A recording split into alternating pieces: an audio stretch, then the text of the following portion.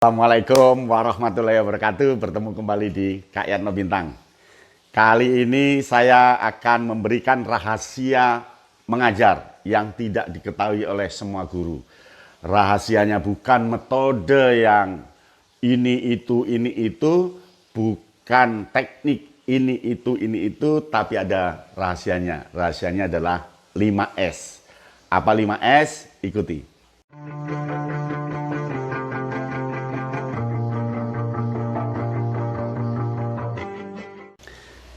S pertama adalah sederhanakan.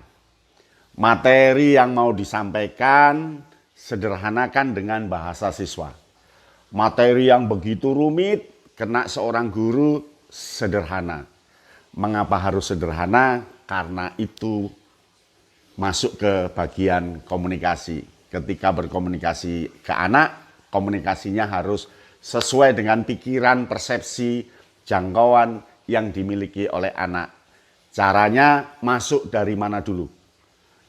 Dari istilah mana dulu? Atau dari kata yang terkenal dulu? Atau dari apa dulu? Tidak usah rumit, tidak usah menurut pakar ini, teori ini, nggak usah. Dari sederhana dulu. Jadi yang pertama, sederhanakan. Semua yang sederhana akan mudah dipahami oleh siswa. Ingat, siswa itu bukan guru. Jangkauannya masih pendek, pikirannya masih pendek. Tapi kalau diletup sedikit, dia akan menjadi hebat. Maka materi yang ada dalam pikiran guru, sederhanakan. Jadi yang pertama adalah sederhanakan. Yang kedua, suarakan. Suarakan yang sederhana tadi dengan bahasa yang sudah dipilih oleh guru.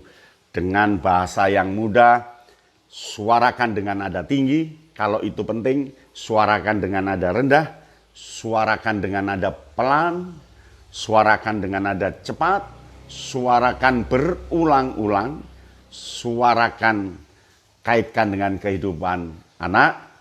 Yang penting suarakan dengan suara guru yang sudah diatur agar sederhana itu tetap terjaga. Yang kedua, suarakan. Yang ketiga, berikut ini. Yang ketiga, selaraskan. Selaraskan itu artinya mensinergikan, menghubungkan komponen satu dengan komponen yang lain. Komponen materi, komponen metode, komponen media, komponen tepat, komponen guru, bahkan sampai pakaian guru, komponen siswa itu diselaraskan. Selaraskan dengan kesederhanaan tadi, selaraskan dengan suara yang akan dibangun oleh guru, kemudian selaraskan kapan berbicara tinggi, dalam suasana apa, medianya apa, kapan bersuara pelan, ketika kondisi apa, dengan gunakan media apa. Itulah yang dinamakan keselarasan. Rata-rata guru gagal mengajar karena tidak bisa menselaraskan. Suaranya sudah bagus, tetapi tidak menselaraskan dengan kondisi siswa. Tidak menselaraskan dengan waktunya, tidak selaraskan dengan medianya. Itu yang ketiga. Yang keempat, berikut ini.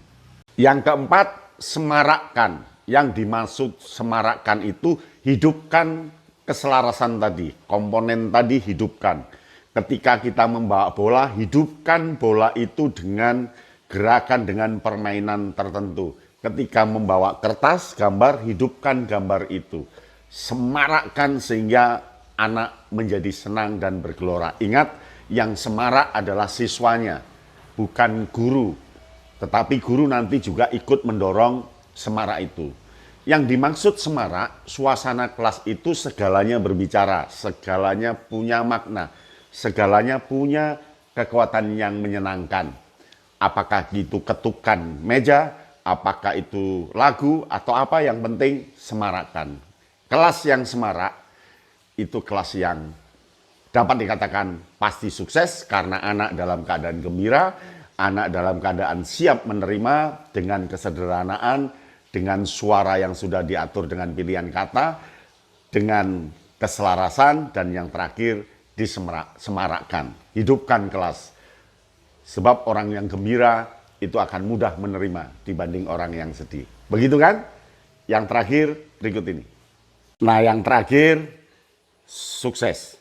Yang dimaksud sukses ini, guru harus memastikan bahwa semua yang dilakukan itu betul-betul akan masuk ke dalam pikiran anak, betul-betul akan diingat oleh anak, dan betul-betul anak berkesan, serta ketika pulang nanti dia berdampak menerapkan ilmu itu. Itu yang namanya sukses.